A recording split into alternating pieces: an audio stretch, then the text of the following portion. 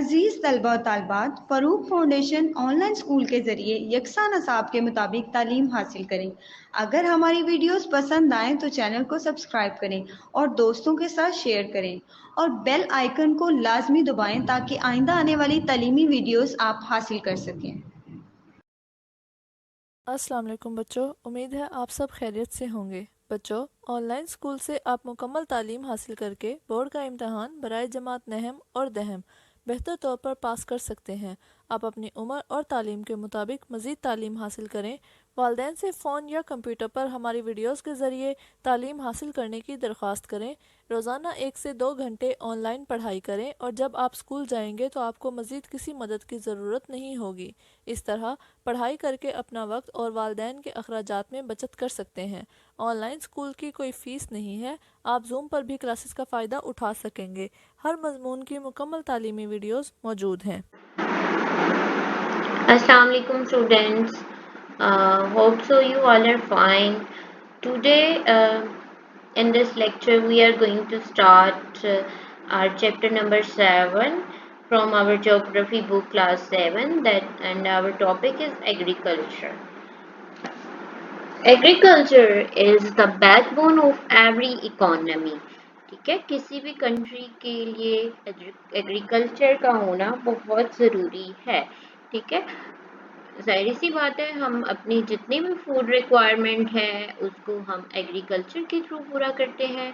ठीक है, एग्रीकल्चर नहीं होगी तो हम अपनी फूड रिक्वायरमेंट कैसे पूरी करेंगे? ओके, हम डिपेंड करते हैं एग्रीकल्चर पे और पाकिस्तान एक एग्रीकल्चरल कंट्री है। ठीक है, एग्रीकल्चर क्या है, उसकी क्या इम्पोर्टेंस है, उसको डिस्कस करेंगे। मेजर टाइप्स ऑफ फार्मिंग को डिस्कस करेंगे। ठीक है, let's start our topic. Importance of agriculture as an economic activity. ये एक एक्टिविटी है, इकोनॉमिक एक्टिविटी है। इसके थ्रू हम अपनी इकोनॉमी को डेवलप करते हैं। हम उसके थ्रू जो है अपनी फूड रिक्वायरमेंट को कंप्लीट करने के साथ साथ दूसरे कंट्रीज को एक्सपोर्ट करते हैं, तो उसके थ्रू हमें बहुत सारा रेवेन्यू मिलता है, रेवेन्यू जनरेट होता है। ठीक है, cultivation of crops and farming of cattle is called agriculture. ठीक है, क्रॉप्स को कल्टीवेट करना, उगाना, ठीक है, हार्वेस्ट करना और एनिमल रीडिंग करना, कैटल रीडिंग करना, कैटल्स को जानवरों को पालना। कौन से जानवर? जो हमारे लिए फ़ायदेमंद है, जैसे गाय, भैंस, बकरी, घोड़ा। ठीक है, इस तरह के कैटल्स को हमें पालना जो है वो फ़ायदेमंद है। और husbandry husbandry, most of the world population is linked with agricultural sector directly और indirectly। हमारी बहुत सारी population जो है वो एग्रीकल्चर पर डिपेंड करती है। Agriculture sector provides a major part of raw material provide करता है। जैसे टेक्सटाइल इंडस्ट्री में, कपड़े बनाने की इंडस्ट्री में हमें कॉटन की ज़रूरत होती है, तो कॉटन एक रॉ मटेरियल है। रॉ मटेरियल कहाँ से मिलता है? एग्रीकल्चर से। ठीक है, आटा बनाने के लिए हमें वीट की ज़रूरत होती है, गंदम की ज़रूरत होती है, तो गंदम हमें कहाँ से मिलती है? एग्रीकल्चर से प्रोवाइड होती है। ठीक है, supply of raw material to the industries of the world is also dependent on agricultural sector. Importance of this sector is described below। जितना भी रॉ मटेरियल है हमारा वो एग्रीकल्चर से हमें मिलता है। ठीक है, और आज हम इसकी इम्पोर्टेंस को डिस्कस करते हैं। Important source of income, agriculture sector is mainstay of world economy। Majority of the world population is dependent on agriculture। जाहिर सी बात है, फूड रिक्वायरमेंट हर एक को होती है। ठीक है, एग्रीकल्चर के थ्रू हम वेजिटेबल्स, फ्रूट्स, वीट, कॉर्न, जितने भी हमारे पल्सेस हैं, ठीक है, सीरियल क्रॉप से हम प्रोड्यूस करते हैं और वो हर एक को ज़रूरत होती है, तो ये इकोनॉमी में बड़ा अच्छा रोल प्ले करती है। सोर्स ऑफ फूड ने जैसे बात की कि ये हमारा सोर्स ऑफ फूड है agriculture. Agricultural sector provides food for the people of a country. For example grains, fruits, vegetables, milk and meat etc which fulfill nutritional need of the people।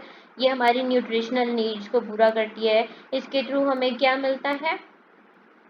Grains यानी जितने भी cereal crops हैं, wheat, rice, barley, इस तरह के pulses हैं, fruits हैं, vegetables हैं, मिल्क भी हमें प्रोवाइड करती है। हम कैटल रीड करते हैं तो हम बफलोज का, काउस का मिल्क यूज़ करते हैं, गोट्स का मिल्क यूज़ करते हैं, मीट भी प्रोवाइड करती है। एक और इसमें चीज़ आ जाती है एग्स। ठीक है, ये हमें एग्स भी प्रोवाइड करती है। ठीक है, चिकन मीट और मटन मीट और ये हमें सारा एग्रीकल्चर से मिलता है। Which fulfil nutritional need of the people, हमारी न्यूट्रिशन को पूरा करती है। ठीक है, main source of national income. National income की मेन सोर्स है agriculture sector is the main and most important sector in the economy of many country. At present this sector is predominant in all productive sectors. तमाम productive sector में agriculture जो है वो role play करती है। ठीक है, क्यों रोल प्ले करती है? क्योंकि सारा रॉ मटेरियल ही एग्रीकल्चर से आता है। Source of foreign exchange earning. Foreign earning जो है हमारी वो भी एग्रीकल्चर से प्रोवाइड होती है। Agricultural sector is the biggest source of foreign exchange earning all over the world. Foreign exchange is earned by exporting surplus produce to other countries. In this way, foreign exchange is earned through agricultural produce plays a prominent role in the national income of any country। क्या होता है कि हमारे country में जैसे wheat हो रही है, दूसरे कंट्रीज में नहीं होती। हमारे कंट्रीज में बहुत सारे फ्रूट्स होते हैं, हम उनको दूसरी कंट्रीज को सेल करते हैं और उससे हमें बहुत ज़्यादा फॉरेन एक्सचेंज अर्निंग मिलती है। ठीक है, supply of raw material. Agricultural sector provides raw material to main producing sectors and industries. For example, cotton and yarn is supplied to textile industry, sugarcane for sugar and seed for oil. Thus, agricultural sector provides firm basis for these industries। यानी हमारी जितनी भी industries हैं, textile industry है, oil and ghee industry है, sugar industry है, यहाँ पर सारा मटेरियल, रॉ मटेरियल जो है वो हमारी टबैको इंडस्ट्री है, सारा रॉ मटेरियल जो है वो एग्रीकल्चर से जाता है। ठीक है, maintenance and balance of payment. Agricultural sector is very effective in maintaining the balance of payments. Many countries of the world receive a major part of their income through export of agricultural products which are balanced by import expenditures. ये क्या चीज़ होती है? हम लोग कोई चीज़ खरीदते हैं, जैसे हमारे कंट्री में हम मशीनरी नहीं बनाते, हम गाड़ियाँ नहीं बनाते, या बहुत सारी मेडिसिन हम खरीदते हैं, फार्मास्यूटिकल प्रोडक्ट्स हम खरीदते हैं, तो उसको बैलेंस करने के लिए हम उन कंट्रीज़ के साथ, दूसरी कंट्रीज़ के साथ कॉन्ट्रैक्ट कर लेते हैं कि हम आपको कॉटन देंगे, हम आपको फ्रूट्स देंगे, वेजिटेबल्स देंगे, तो आप हमें मशीनरी देना, सर्जिकल इंस्ट्रूमेंट देना, आप हमें आप हमें मेडिसिन प्रोवाइड करना। ठीक है, इस तरह की जो इम्पोर्ट एक्सपोर्ट है वो हम कर लेते हैं, बैलेंस कर लेते हैं कि हम आपको ये देंगे और आप हमको ये वाली उसके जो है बदले में देंगे, ये वाली चीज़ हमें उसके बदले में देंगे। तो इस तरह से हम अपनी फॉरेन इम्पोर्ट को, एक्सपोर्ट को भी बैलेंस करते हैं। Types of agriculture. एग्रीकल्चर की टाइप्स की तरफ आ जाते हैं। Agriculture is an ancient human profession. It provides employment to any people. Different types of cultivation are describe below.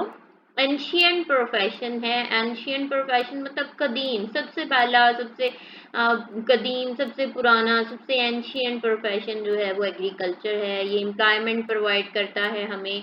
Subsistence agriculture सबसे पहली टाइप आ जाती है। Subsistence agriculture is self sufficiency farming in which the farmers focus on growing enough food crops to feed themselves and their family। Subsistence agriculture में ये होता है कि एक फार्मर अगर कोई क्रॉप ग्रो कर रहा है तो उसकी पहली प्रायोरिटी होती है कि उसकी अपनी फैमिली की नीड्स पूरी हो जाएं, वो अपनी फैमिली की खुराक की ज़रूरत को पूरा कर ले।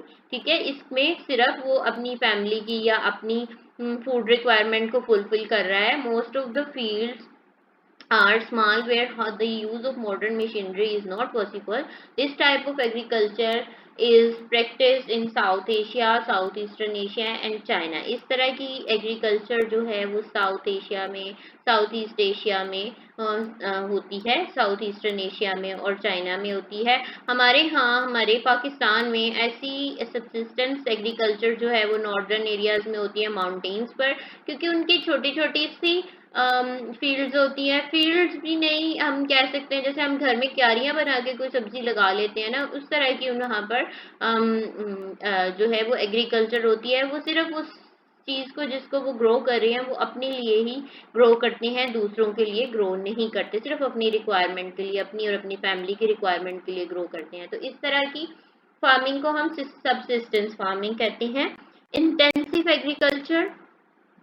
In this type of agriculture, better produce is obtained from a small area by using good fertilizers, water and pesticides on a small piece of land. Abundant crop and better financial gains are obtained. This type of agriculture is found in mainly UK, France, Pakistan, India, China, Bangladesh, Indonesia and Egypt. ठीक है. यहाँ पर ये इस type में होता है कि फार्मर प्रोड्यूस कर रहा है, ना सिर्फ वो अपनी रिक्वायरमेंट पूरी कर रहा है बल्कि दूसरों की भी रिक्वायरमेंट को पूरा कर रहा है.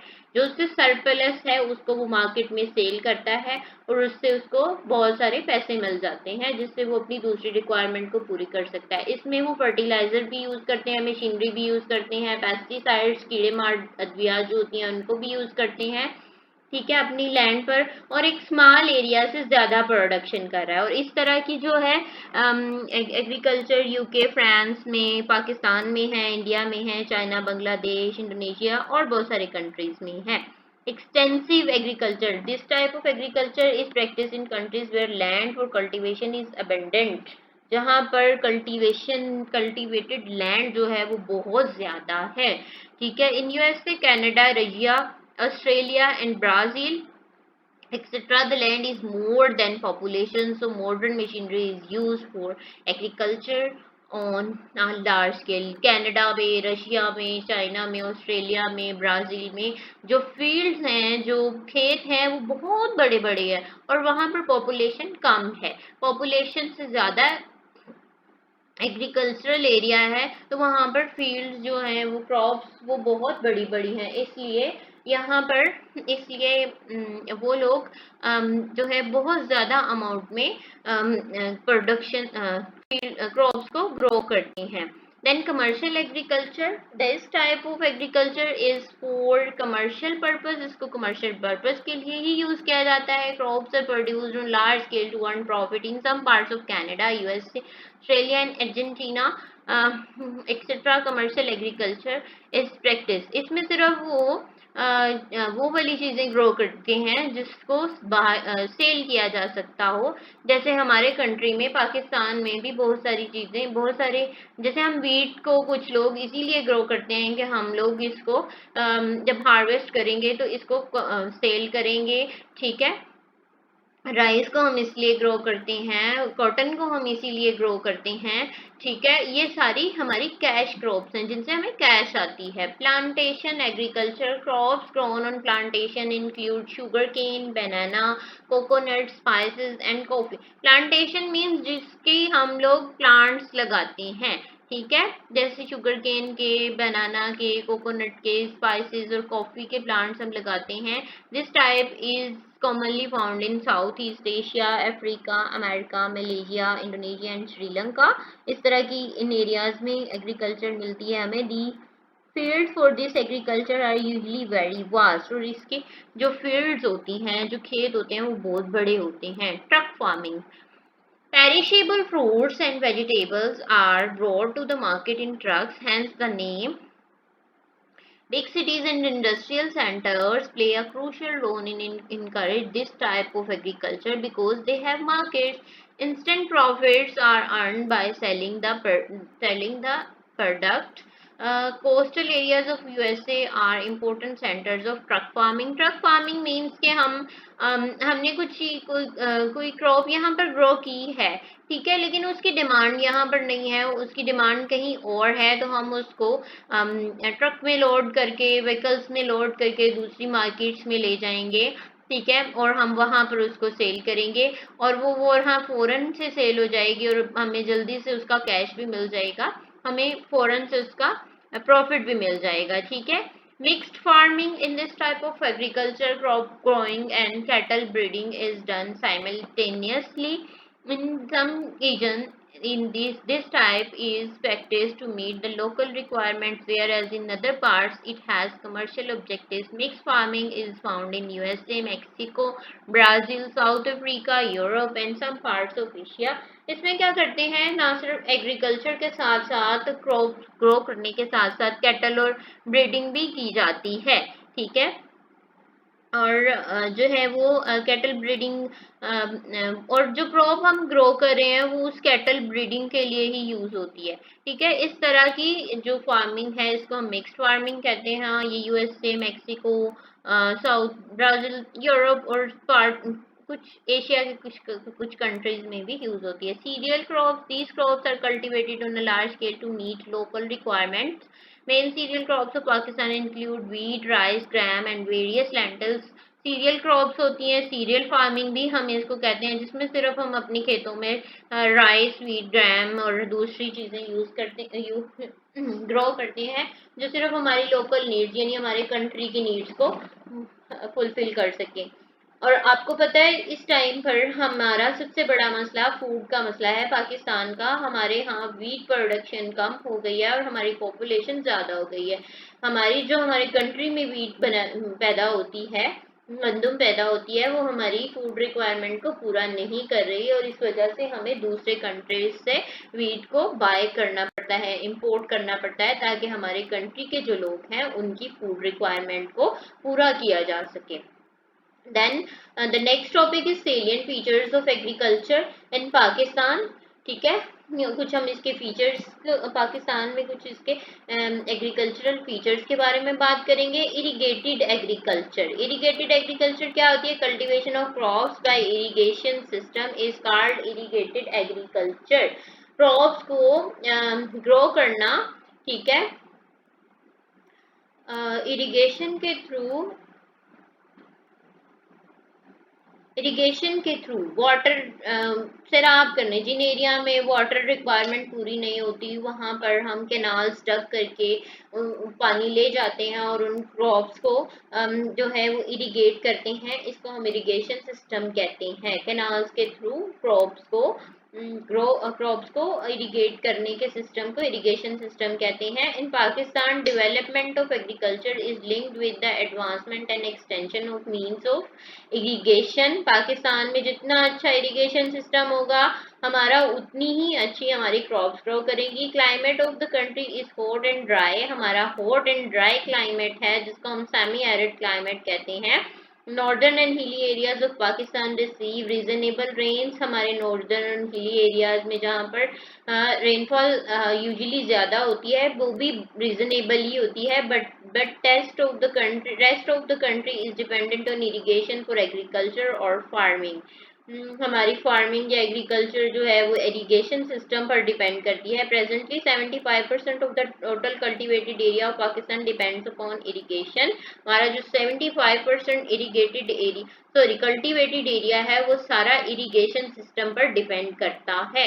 Canals are most important means of irrigation, while other means include tube wells, carriage system, well springs and pools etcetera.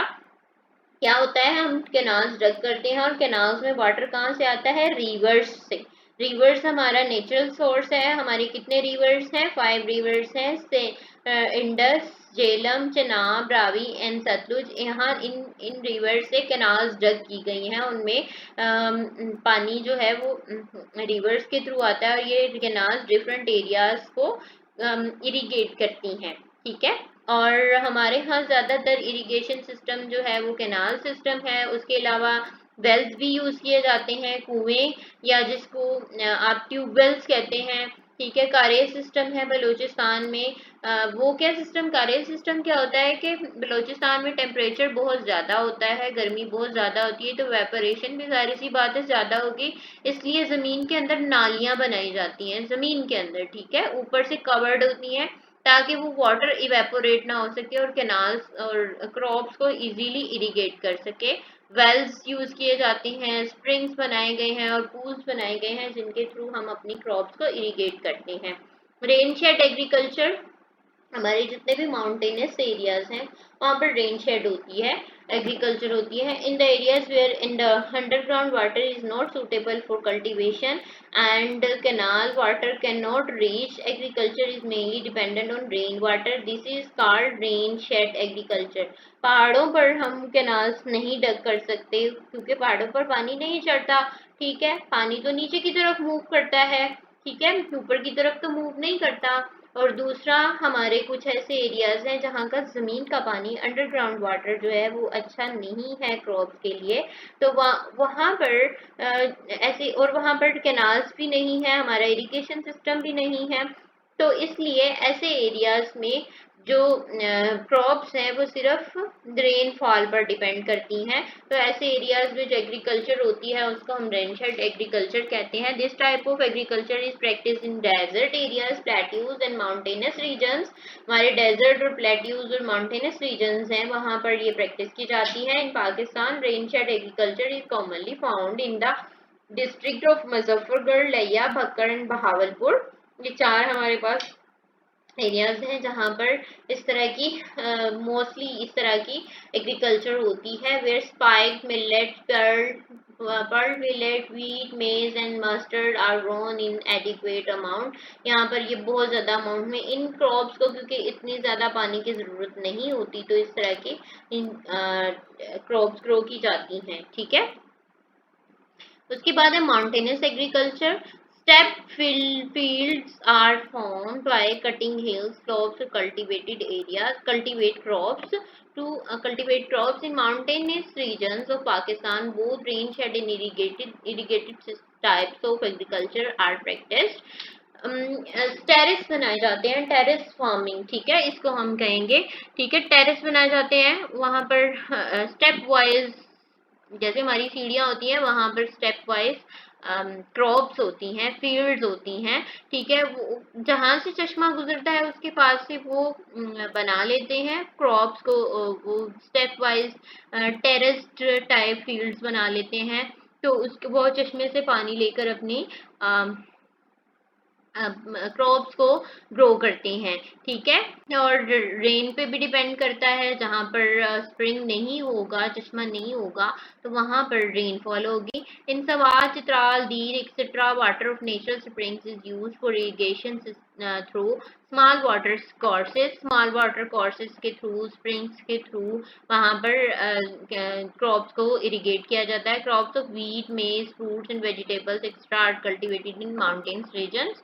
Wheat भी ग्रो करते हैं, मेज भी ग्रो करते हैं, फ्रूट्स बहुत सारे होते हैं, ठीक है, वेजिटेबल्स भी वहाँ पर ग्रो की जाती हैं। The next distribution of major crops of Pakistan.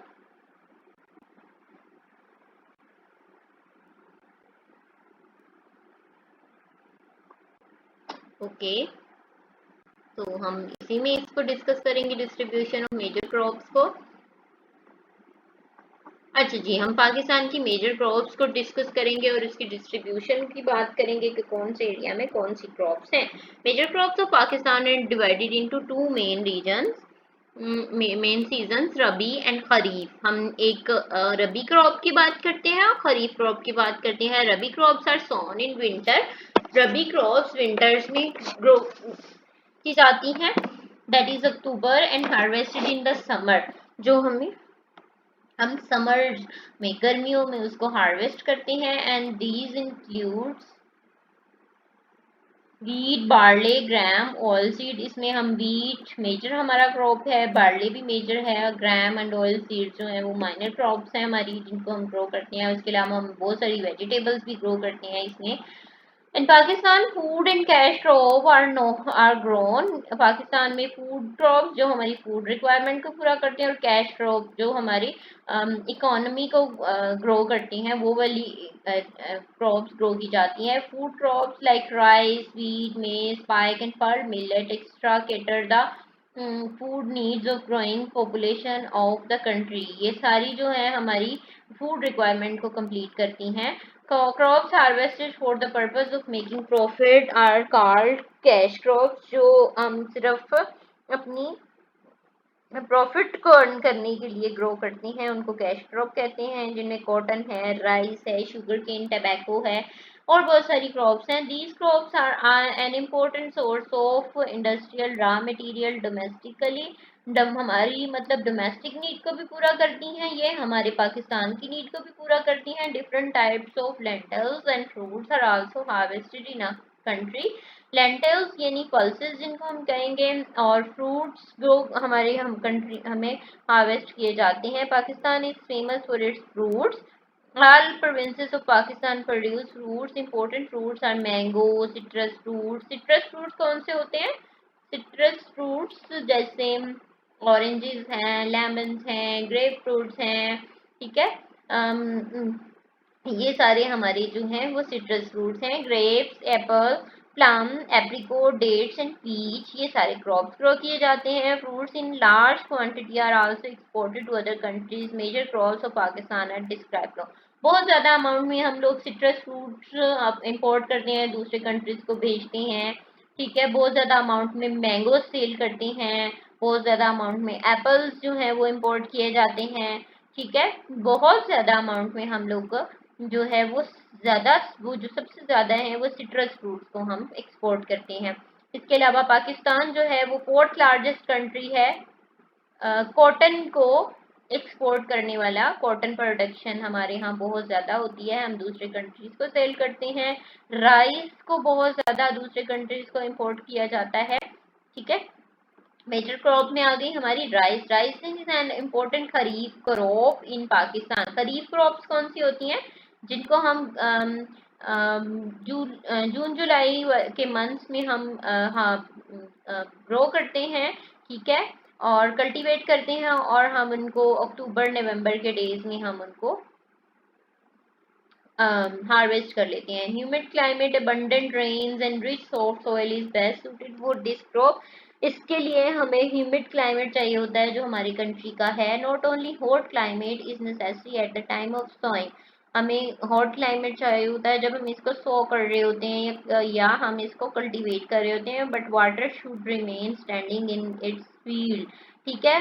पानी हम फील्ड में खेतों में खड़ा करके फिर उसमें इनको ग्रो करते हैं. Extra flooding and abundant rain is favourable for rice crop. इसमें ये होता है कि जब हमारे यहाँ बहुत ज़्यादा बारिशें हो रही होती हैं तो हम इसको ग्रो कर लेते हैं, इसकी वाटर रिक्वायरमेंट को जो पूरा कर देती है.